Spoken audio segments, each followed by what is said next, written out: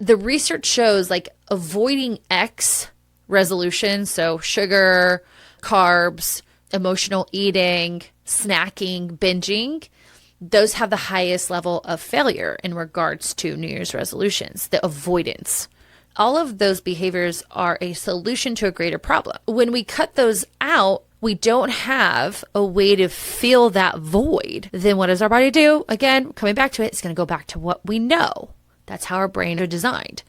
Welcome to the Mindset Mirror Connection podcast, the podcast where we debunk the eat less, move more, shrink more mentality and focus on what really matters, which includes your relationship with your body, food, self-worth, and the behaviors that align with all of those. I'm your host, Christina Hathaway, licensed therapist with specialized training in food and body obsession, certified personal trainer and nutrition coach.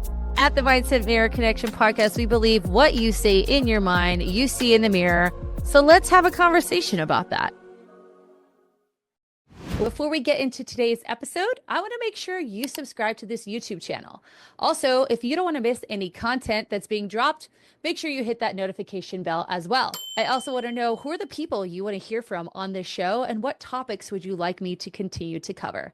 Thank you so much for your continued support. Now, let's get into the episode. What's up, guys? Welcome back to the Mindset Mirror Connection podcast. I am so excited you took this time out for yourself to learn something about your physical and mental health.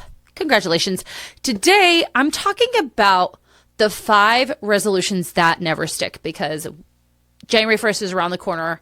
And this whole resolution thing, to me, I'm going to get into why I don't think it's that great. I think it's very rooted in all or nothing thinking, but most things are. So most things in society, especially diet culture, are. So welcome back to the show. So I'm not someone who I don't set resolutions because I'm always constantly striving to better myself. So at any given time over the year, I might create a goal for myself. And those goals are fluid. Right now, one of my goals is to get in my sauna. The must is at least, I'd say, once a week, maybe 1 to 2 times a week. What I'd like to do and get to is 3 to 4 times a week. And I've already accomplished that this week. So that's exciting. It's more of a pain in the ass because it takes about 45 minutes for the sauna to heat up. And I like to do it before I go to sleep. So it's kind of like in between dinner to bedtime, and then I have to shower afterwards. So it's kind of a mess. But coming back to this, I don't set resolutions in January because January is kind of a weird month for me, but a lot of people do. Most people this time of year are setting resolutions. This idea that a new year can bring about a new sense of self, right? As if we get to reset once the clock hits the 366th day. And I think it's a wonderful idea to, again, always be striving to improve yourself. If you need to, you don't have to be always doing that either. However, again, the frameworks that we look at these changes from can make them very messy and, of course, unattainable. So people this time of year want to quit smoking. They want to stop drinking. They want to lose weight. They want to get their finances, in a good order.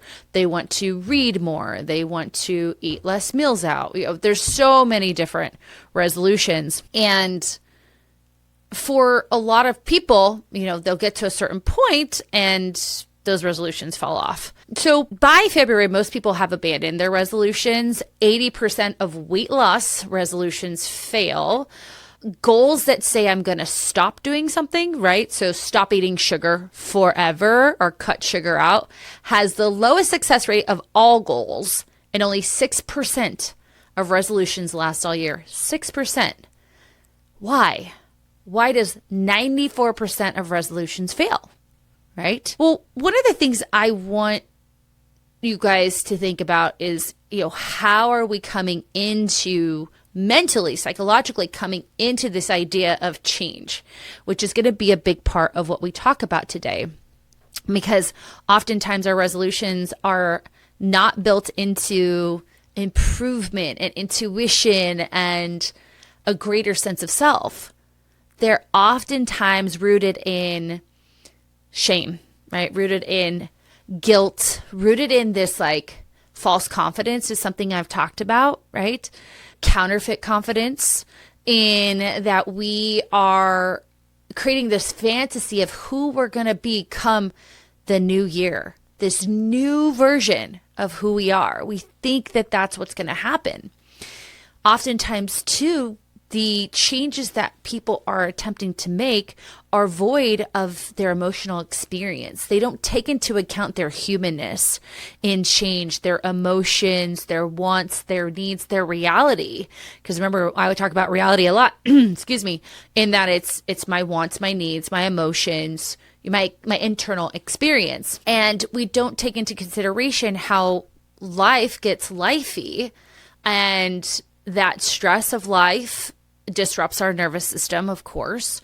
That nervous system disruption can cause a whole slew of issues, whether it's endocrine issues, whether it's, I said nervous system, autoimmune issues or immune system issues, digestive issues, all of metabolic issues, all of that. So what I want to see here, though, is that the word like void is what comes up for me. I'm void of these things. Or if I'm receiving something, it's shame, right? It's this fantasy. And we can't create from a place of insecurity. We can't create from a place of punishment or a place of I'm not good enough. There's a difference between wanting to grow in yourself because that's important to you versus if I don't, I'm worthless. So we're going to talk about that. Okay. So New Year's resolutions that, again, are built around punishment versus self-respect. I want to explain kind of what happens with the body. So the body, as I had mentioned many times, is always going to pick what's familiar. The subconscious mind, it does not change, right? Especially if we don't make what we are doing subconsciously conscious, which I talked about in the 4 levels of consciousness. And we know that, right? So that unconscious incompetence is us just walking around doing the things that we're doing. And why that's important is oftentimes what we do when it comes to building resolutions is we think about behaviors, right? I'm going to have this willpower over this thing that I do without the understanding of why I do it. So because my subconscious has not done the work to bring what is the actual problem forward, it's just, playing the same record in your mind. And it's always going to choose familiarity and safety over willpower any day. But we think we need the willpower. But our brain is designed to work against us in that sense. And we don't understand that. We don't understand that what we say in our mind, we see in the mirror, meaning we do or see in ourselves. The other thing is we want to get into, like I mentioned, this fantasy. The brain is going to choose predictability over perfectionism. Right? So what is predictable? What is the predictable outcome? And if you've been someone having to set these resolutions year over year over year, again, I'm guessing that you're not making yourself aware of what the actual problem is and that you're trying to use willpower to make change. And that then turns into, you failing at this change. And that becomes the predictable pattern. So let me say that one more time. You, instead of doing the real work and uncovering what the mental barrier is, you try to use willpower and white knuckle your way through changing this part of your life. Whether, again, that's your finances, your weight, cutting sugar. And eventually the brain is going to go back to what is safe, which is the familiar, which is the unconscious barrier, if you will, unconscious belief. And that's going to result in you deeming this as a failure. That cycle of starting and failing becomes predictable to you. And in your mind, though, you're trying to do everything perfectly, and you're trying to execute, and you do have this motivation come, January 1, but eventually we're just going to resort back to what we know. It's what the brain is designed to do. It's a sense of protection to the self. And doesn't always mean it's good, right? Doesn't always mean it works for us, but it is how the brain is designed. The other thing that we're going to cognitively, or what our brain is going to do, is it's going to choose how to cope, right? It's going to choose that way of finding relief over control. So when we deprive ourselves of something and we're trying to control it, and we're not taking into consideration our emotional experience or our stress levels, our brain eventually is going to resort back to whatever coping strategies we know, right? And again, this plays into the subconscious mind, in that we are going to overindulge in that thing, or we are going to go smoke the cigarette, or we are going to eat the sugar. Because what we don't do when we try to simply control by white knuckling and solely changing behaviors is we don't have a backup plan to what that thing was providing us, which was ultimately a sense of relief. We don't have a backup plan on how to provide our bodies that relief in a different way. So being able to create new coping strategies first, right? And living in those and practicing them and finding, I can cope with the thing that I'm trying to get rid of, and I have these other practices. And once we get into this, making those other practices habits, then we can begin to wean off of the thing that we want. But what do? We try to cut it out. We try to control it. But our body's going to go back to coping. And of course, our brain is going to function off of comfort, right? What's keeping us safe, what's predictable, what helps us feel relief. It's comfort, ultimately, at the end of the day. But what we go into these resolutions is we take this sense of like self-criticism, and we say, you're fat, you're gross, you need to lose weight. Our brain doesn't like that. Our brain doesn't like it at all. Like, if I was, as your coach, talking to you in that way, would that inspire you to make change? No. When I am coming from a place of grace and compassion and love towards yourself, obviously that's going to help you more. But more importantly, our brain is not designed to want to change based off of that punishing thought. So I want you to recognize like how the brain itself is wired. Okay. So let's talk about the resolutions that really, these are the big ones that everyone talks about. These are the ones everybody makes. They hope that they'll stick to. They hope that this is the year. This is the year that this is going to change for me. Not changing anything but the calendar date. Not changing, hear that again. Not changing anything but the calendar date. Somehow this year is going to be different for you. So let's get into them. I'm going to lose weight. And you guys know, like, I help people lose weight, right? Wanting to feel good in your body, wanting to have more energy, wanting to feel good in your clothes, wanting to be able to get down on the floor with your children, right? Wanting to be able to play with your children. Some of these things, these are reasons that my clients want to lose weight. I don't think it's wrong to feel good in your body. It's how we get there that is the issue. And the intention behind it, or the energy behind it, that is the big issue that we're talking about here. Because weight loss goals, right, or resolutions are often rooted in shame, in punishing ways of getting there. A lot of diet culture is incredibly punishing because it's incredibly restrictive. It also, in this New Year's resolution mindset around weight loss, there's this like urgency that I need to do this. I need to do this now. I'm so desperate. So a level of desperation. Like, if I don't change now, then whatever, I can't live like this anymore. I'll be happy when this happens. I'll feel confident when this happens, right? But what did we just talk about? Your brain is always going to resort back to safety, predictability, how you've coped in the past, and comfort. And this sense of urgency, and I'll finally feel that way if this sense of shame and punishment and restriction, that's not comfortable, safe, predictable, nor coping, right? And so this doesn't create lasting change, which is ultimately what we need if we're going to lose weight. You're a woman who makes it all happen. The deadlines, the deals, the demands. You're disciplined, capable, and results driven. But lately, it's taking a lot more effort to feel like yourself. You're still achieving. You're not thriving. And deep down, you know, success shouldn't cost your energy, your focus, or your peace. You don't need another plan.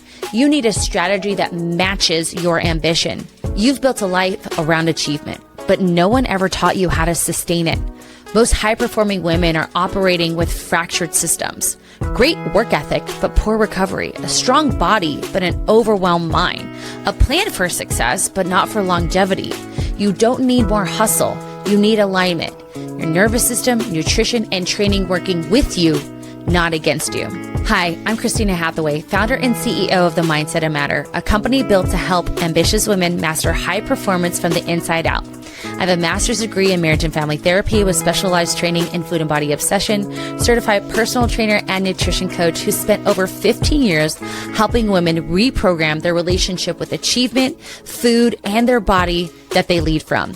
I integrate clinical psychology, behavioral science, and performance physiology to create what most programs miss: a complete strategy for mental clarity, physical resilience, and sustainable success.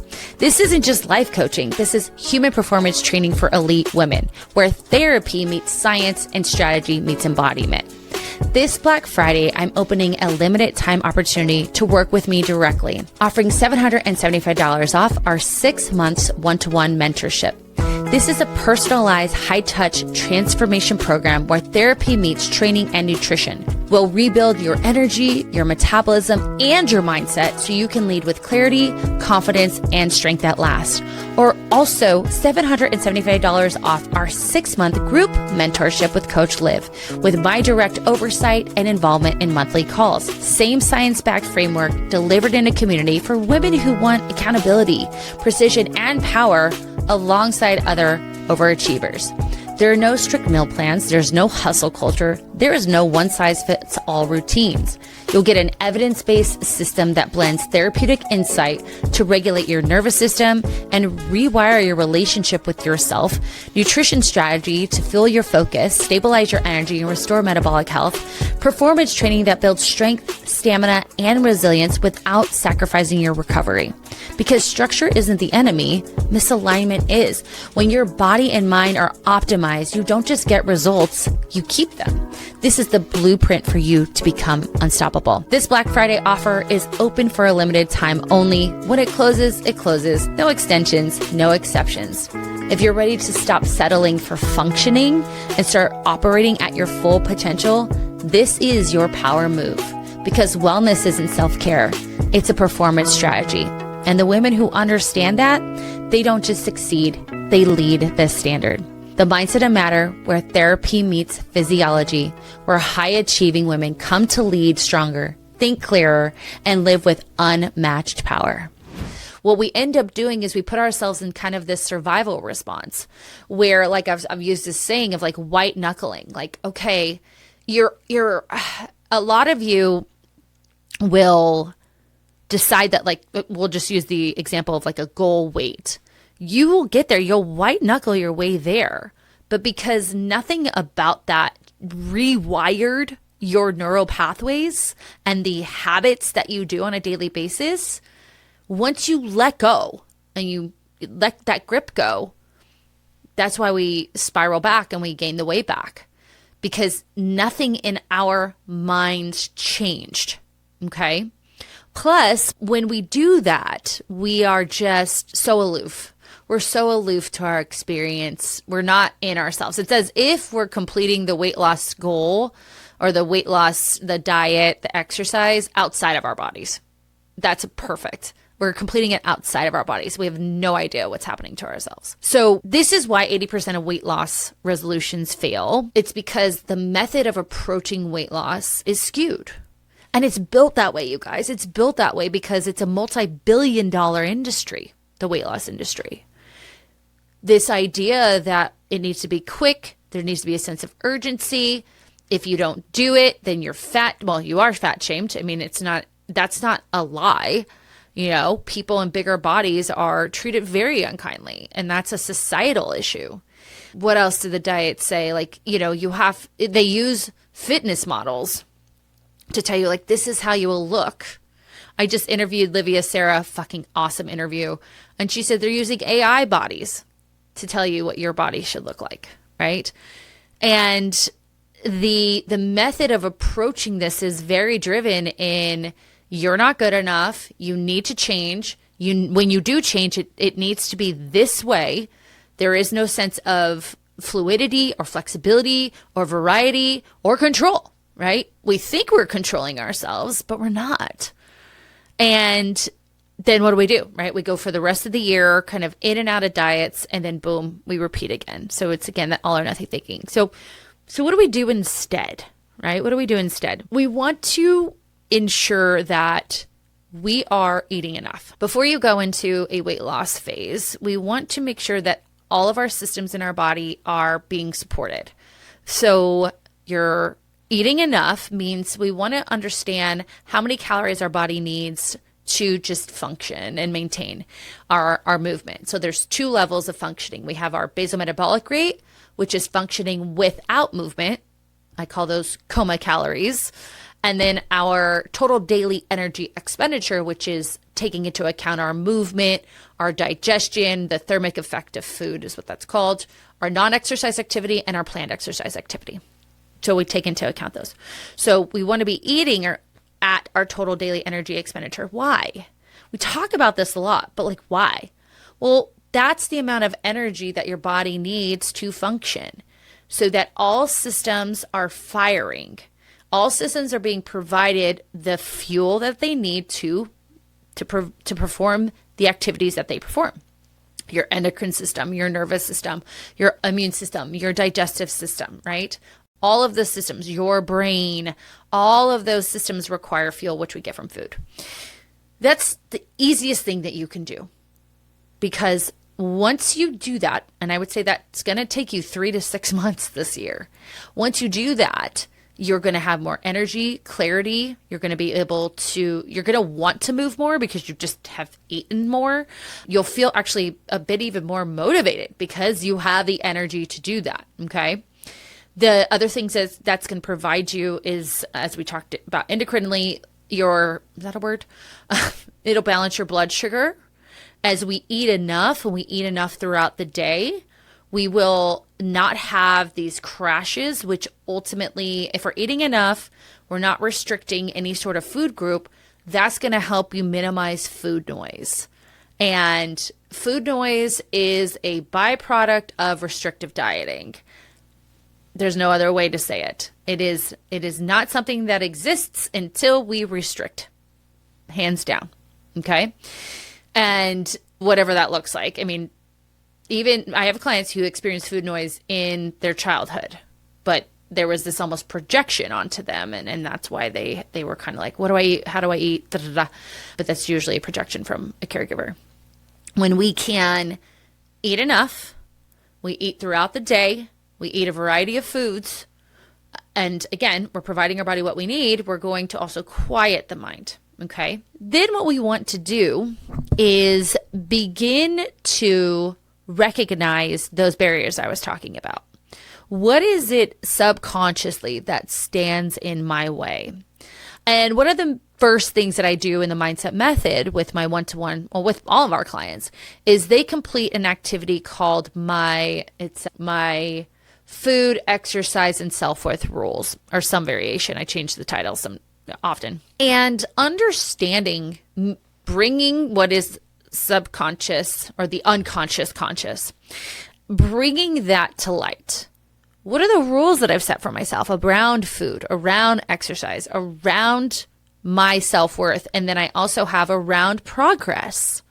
Because once we can bring that into light, then we know the areas, cognitively or mentally that we need to approach. And we can fix them through a variety of different techniques, through cognitive behavioral strategies, through internal family systems strategies. There's so many strategies that we use in this program, but we have to bring that to light. There's another form that our clients do, or reflection is what we call them in the mindset method, that talks about how they got here. We talk about their family history. How were they seen? How are they praised? How are they criticized? What was their parents' relationship like with food? What was the relationship with food in general? How do people talk about bodies? How do people talk about your body? So many things. Those are the first 2 reflections we do.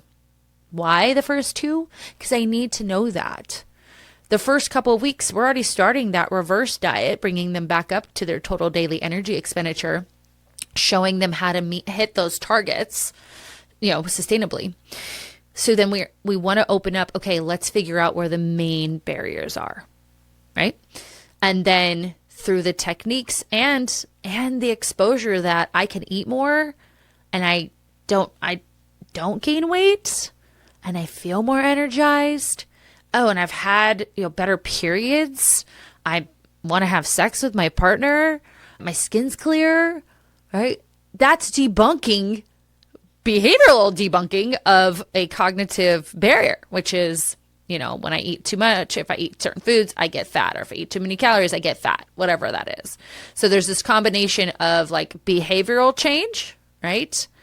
And psychological change happening at the same time. When you do that and you create that foundation, so when we're doing this, the behavioral foundations that we're creating is obviously getting enough food in, teaching that client to get a good amount of protein in, ensuring that the client is not intentionally restricting carbohydrates and fats, so creating balance. Then creating a balance when it comes to movement, whether that's 15-minute workouts 3 days a week because they're a very busy individual, or those are, a 5-day workout split in the gym. Everything is completely custom to that person based on their life. Because a lot of my clients are, executives. They travel for business. They have kids. They have launch seasons. They work in the they're surgeons. They're in the OR for 8 fucking hours. Like, everything we do is custom to that person, but we're building that foundation. Other foundations are like hydration, tracking your food, tracking honestly, holding yourself accountable in whatever capacity we do that in, as well as beginning to at least have a good understanding or being able to go inward and reconnect with your body and have that mental awareness that is necessary. Once that happens, right? So that could take anywhere, I would say the minimum is 3 months. Then we move into the weight loss phase, right? And all we do when we go into the weight loss phase is take that foundation and slightly adjust it, ever so slightly. We take the maintenance calories and maybe we just bring them down 250 calories. And instead of changing everything, because people think I go into weight loss, I have to change my food. No, you don't. You keep your food exactly the same. We change the portions of them. That's it. That's all. Very ever so slightly change it. We might increase your steps, 1,000 steps, right? We might add another 15-minute workout. And we give you a date. We're going to say you're going to be in this. We're going to check in 8 weeks. And then at that 8 weeks, we're going to reevaluate where we're at. And so on and so forth. So weight loss can absolutely happen, but the foundation needs to be rooted in self-respect, right? I'm respecting my body. I'm providing it what it needs. I'm respecting that this is beyond just behaviors, right? Diet and exercise. And I am respecting my internal experience, right? That needs to happen. It can never be out of punishment. Okay, so the next one that I have written down is resolution number 2, like I'm going to work out more. So, this is the number 1 resolution that people actually write in January. And it's the number 1 resolution that is abandoned by February. Working out, right? Because what do people think? They base it on a set of fantasy, right? One of my favorite things to tell people is focus on the facts instead of the fantasy or the fears. And this is when people focus on a fantasy. They are trying to work from their ideal selves. the people that they're trying to be. They think that they have the qualities, the experience, the confidence, the clarity around being that person. But they don't, because they never give themselves a chance to grow into that person. I think of like, planting a seed, watering the seed, tending to the soil, right? Sunlight. That flower grows over time. It doesn't just plant the seed, boop. That doesn't happen, right? And when we are based in fantasy, what we're not connected to is our actual physical self, our physiology. And what I mean by that is we don't take into consideration the body. We think we could just like grind them into the ground and they will just be resilient and be totally fine. So what do? You'll go from zero movement on December 31st, that you've been doing zero movement probably the whole quarter, maybe the whole year, to I'm going to work out 6 days a week in the gym. I don't even know what the gym equipment is. I've never stepped inside a gym. I don't know what to do. I don't have a program. I don't have a plan, but I'm going to do that 6 days a week. 6 days a week. Oh, and I don't have a morning routine. I don't have a night routine. I don't even have clothes. You see what I'm saying, you guys? I will say that people do spend way too much money on their resolutions. So, and then that's when the Peloton becomes like the coat hanger. You know who I'm talking about. Then so they go from the fantasy, right? So they are the 0 to 100 real quick. Then they choose the hardest program possible if they do choose a program. There are some creators out there whose bodies are insane because that's their job. That's like saying a model's body is insane and that's their job, right? And the programs that these particular, I'm thinking of two creators particularly, like completely jacked, they are difficult for me to do. And I am an athlete. They are the, 6-7 days a week, high intensity jumping and lifting and sprinting and all of these things. And you choose that. You choose that program as the program that you, who have been on the couch, is going to magically do. I've seen this when I worked at F45. F45 is a challenging workout. And I'm sorry, we can regress it, but at the end of the day, it is high intensity interval training. And that's what you choose to start with. That's a bad choice. Sorry, F45. Then, of course, we punish, right? We think I have to be dead. I have to be sweating. I need to be exhausted, right? And so even if we choose the hardest program, then we think we have to punish our bodies into doing those programs. And if we're not, I think of when we used to do CrossFit, you're like, everyone's on the ground sweating. You have a sweat angel when you get up because you're completely fucking exhausted. You believe that soreness equals like success. Like I need to not be able to like sit on the toilet seat the next day in order to be able like to be successful. And again, that exhaustion is discipline. Does this sound fun to anybody when I'm talking about this? Does this sound like something you want to strive for? Hell? You want to strive for hell? Because I sure the fuck don't. Have I? Yes, I've been this. The thing about me is I've been this person and I've done the work. And I was able to execute it. And it still fucked me up. It still fucked me up. And I was able to execute it. So for my person out there who is not doing the thing, this is torture. Your body, your nervous system is going to be like, abso-fucking-lutely not. Sit your ass down. This is not safe. This is not comfortable. This is not predictable. This is not a sense of coping. Sit down. People forget that consistency depends on capacity. God, I wrote that. That was good. If you're stressed, if you're also under eating, if you're overtraining, you're not sleeping, you are emotionally irritable or overloaded. And all that does is create an environment in the body that is not consistent with this high intensity, overdoing it fitness goal that you set for yourself. I'm sorry to tell you. So what do we do instead? Well, we're going to start with where we can. What do we know we absolutely can do? Because again, so many people tell me, well, I'm punching the microphone. I remember when I first started as a coach, I would set people's macros because they would tell me, well, I'm gonna work out 5 days a week. And as this kind of naive coach, I was like, okay, well, I'll set their macros as, very active, and then they're gaining weight, right? Because I'm like, well, what do you actually do now? And of course, my assessments are much better than they were then. And they're like, well, I don't do anything. Well, what do you want? What is the goal? Well, I want to increase exercise. And what does that look like? Well, I'd like to work out 5 days a week. Okay. Well, as you guys know, my favorite question is, what do you know you can do on your worst week? You have a deadline, the kid's homesick, the dog's throwing up something green, and your partner's out of town on work. What do you know you absolutely can do? I've already kind of mentioned this. One of the major things that we do is like kind of time crunch workouts. Not only are we looking at what can I do time-wise, but also what can I do with what is readily and easily available to me. That's where we want to start.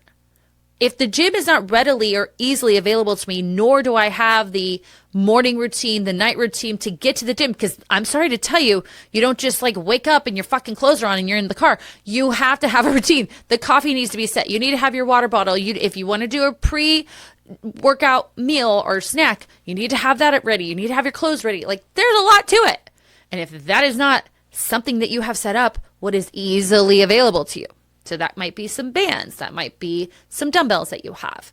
And we create custom workouts based on your time, your energy, and what is easily available to you. Then we're also going to look at how can we get some more movement in, right? So what are some easy ways for us to increase our NEAT, our non-exercise activity thermogenesis? For a lot of my clients, we'll do little movement snacks, where I have a client who I had her like walk around her conference room in her office 20 times. I gave her a movement snack workout that she would do because she sat a lot for work. I've talked about this before, like using the stairs, using the bathroom that's furthest away from you, parking in the parking spot that's, the last one, the furthest away from the front door. For those of my clients who live in areas that have really good public transportation, we are taking the train because you walk to the train station, you're standing on the train. That by itself increases NEAT, right? So things like that. And more importantly, it's not just about giving them one plan. As their workload or their stress load, we'll say, increases, helping them understand that they can be flexible with that plan. So I think I've talked before about, I've mentioned it on this podcast, musts like skip. Musts are the things that I do. These are our minimums, right? And our likes are our maximums, or the things that we want to do. I'm using both terms because I've used minimums and maximums in the past. So musts these are the things I absolutely know. So I can do my 2 15-minute workouts. Likes is that I'd like to do 4 15-minute workouts. And skips are on the days where things are really, really stressful.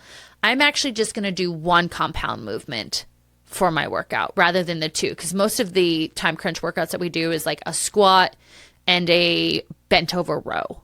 So instead of doing the bent over row, I'm just going to focus on the squat, and then the next day I will do the bent over row. So thinking about it that way is that when our stress levels get high, we also have this ability to be flexible in the foundational program that we've created. So or another way that looks is like I have a gym program and I have a program for my dumbbells at home. This is something that we do with clients that's an option for. Some of my clients have to have a program for when they're traveling. They don't get the time to go into the hotel gym. If they do, I look up the hotel gym and I create a program for them. But most of the time they're like, I need my in-hotel room, in-room workouts. So that's going to be different. Travel creates a lot of stress. So we're going to have that in-home workout or in-hotel room workout. You see what I'm saying? So there's a level of flexibility. Sustainable movement and this idea that I can, create consistency with flexibility is how we maintain this over time. And it's no longer something that we need to redo come January 1st. We just do it because we've made it so simple and easy that it's now our default, right?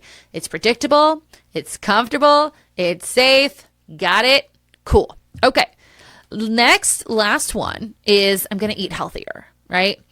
Now, I put this one in here. I could have done other ones, you guys. What you aren't going to hear me talk about is like quitting smoking, maybe drinking, stuff like that, because obviously I wanted to focus on what you guys are here to talk about, which is diet, exercise, mental health. So bear with me. Really, the resolutions that fail are really the ideas, right? The psychology of walking into these resolutions. So just keep that in mind. But I'm going to eat healthier. This can be incredibly broad. It's obviously a very vague goal that is rooted in like fear, rooted in guilt, making foods bad, right? So I'm going to cut out all sugar. I'm going to I'm going to eat low carb. I'm going to eat clean this year. Very broad and very vague. And of course, as you can hear, this is very avoidance based. So anything that's avoidance based, especially for foods that we need, it is not going to be sustainable for us because that is not how this life works. We are not going to be able to go into every situation being able to avoid sugar. We're not going to go into every situation to be able to avoid carbs, right? We're going to have indulgent foods. If we can do that, I would say that that person has a sense of disordered eating. Or as Livia, Sarah, and I talked about, or you guys will hear this in our conversation, eating adaptation, right? It's this adaptive way of eating. And the research shows like avoiding X resolutions, so sugar, carbs, emotional eating, snacking, binging, those have the highest level of failure in regards to New Year's resolutions, the avoidance, right? When I talked about it in the beginning, we have to, did I say this in the beginning? What the carbs, the sugars, the emotional eating, the snacking, what I've told you guys in the past, at least, is all of those behaviors are a solution to a greater problem. They comfort you. They might distract you from your reality. They may regulate your system. They may create a sense of connection, safety, love, busyness, which is also performative, like production. And when we cut those out, and again, I did say this in the beginning, we don't have a way to fill that void, then what does our body do? Again, coming back to it, it's going to go back to what we know. That's how our brains are designed. And we very much are rooted in this behavior or this food. Our brain doesn't know how to provide itself with that thing. So I'm talking about two things here because we can actually split this up. The avoidance of foods that are in our diet in this world, even when we're eating, mainly nutrient dense foods, that is not sustainable. It's not realistic. And then also avoiding behaviors without replacing those behaviors with what they're providing us is also going to resort back to what we know. Your brain will not allow you to remove what it used to cope if you don't replace it with something else. So what do we do instead? Again, being able to find ways to comfort, regulate your system, sit in your body, because a lot of you use food or snacking because you don't like to be with yourself, or you have been shamed for sitting, not working hard, not doing, and resting and having a moment to yourself feels really uncomfortable.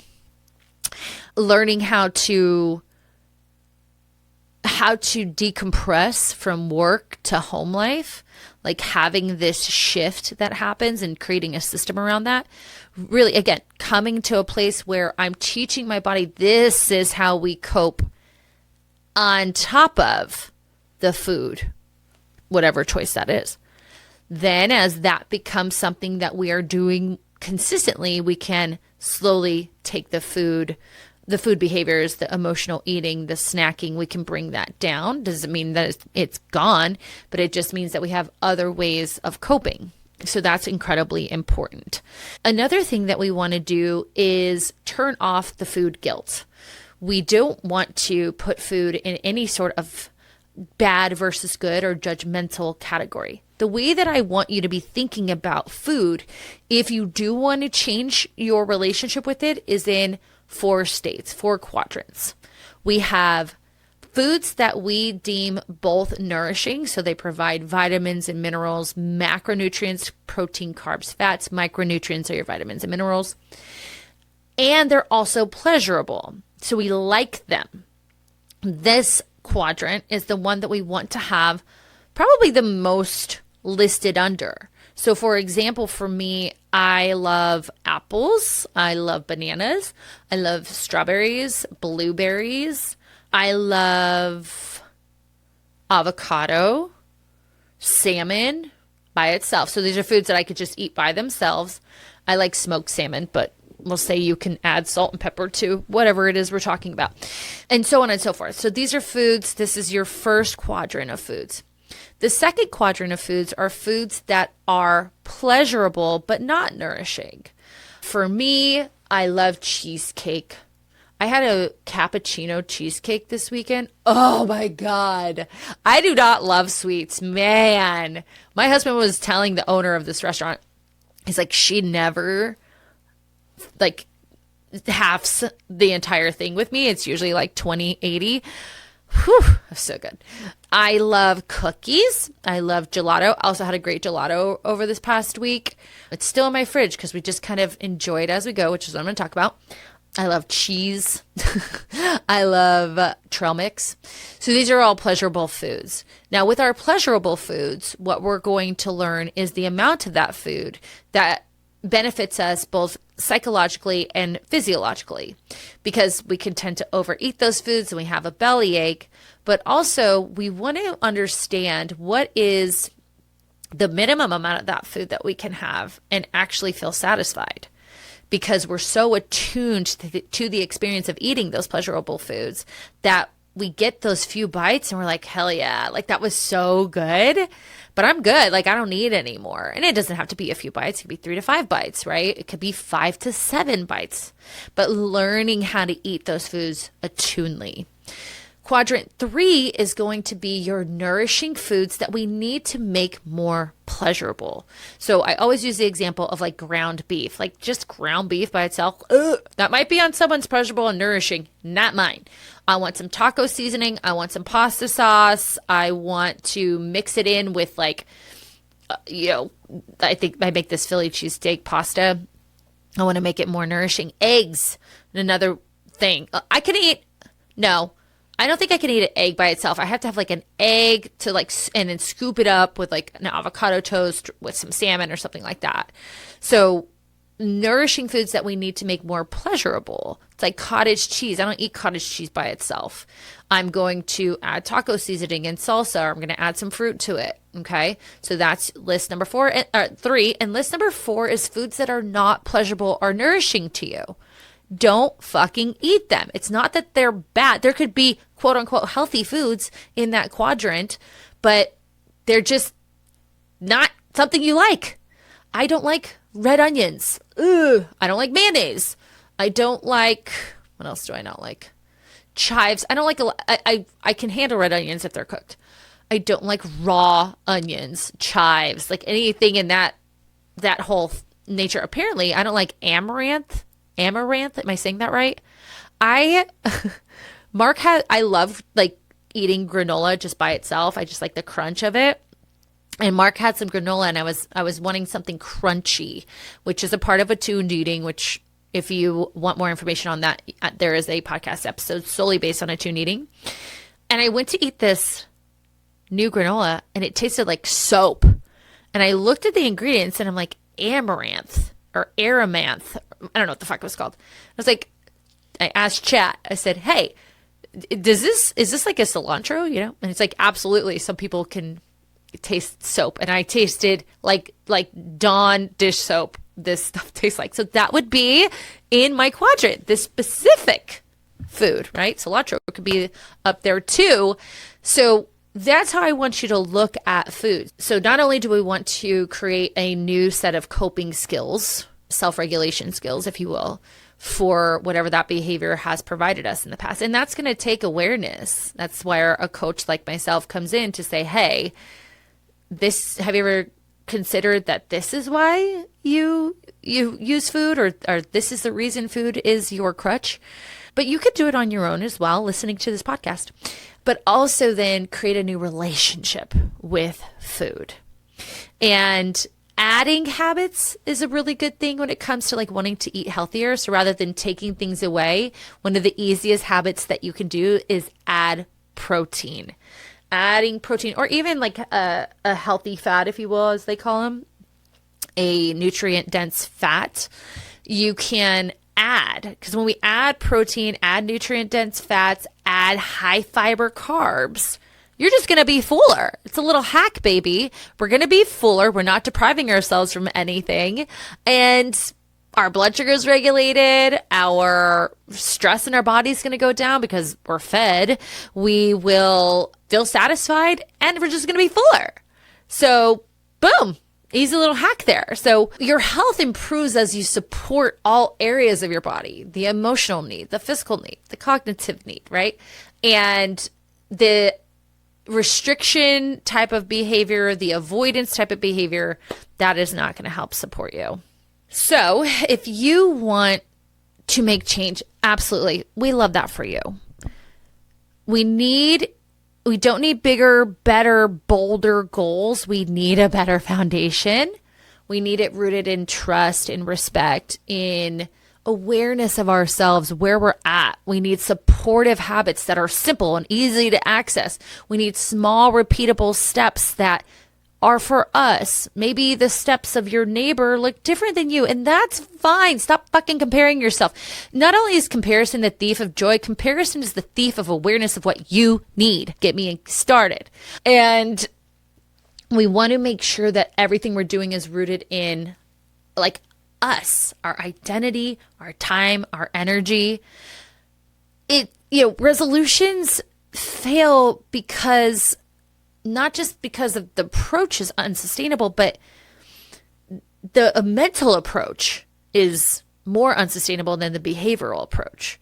Because again, it's this 0 to 100. It's punishment over care. And again, our brains are not designed to do that. So this year, no more punishing resolutions, nothing that's going to be rooted in shame or all or nothing so that we just end up feeling like a failure in February.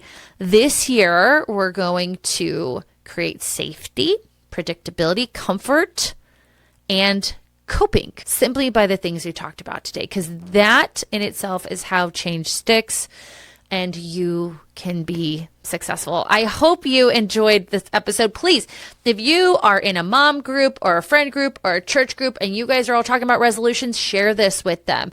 I want everyone to hear this because I am telling you, everything. This is gold. If you put these things into action, you will be so successful. If you're interested in myself or my team helping you along the way, check out the Clarity Call link below. It is now the right link. I hadn't realized for a very long time it was incorrect. So my apologies. If you've tried to reach out to me from the link that was there and you haven't been able to, please reach out now. I'd appreciate that. If you haven't already, let's make 2026 the year where I am on top of your Spotify Wrapped or whatever.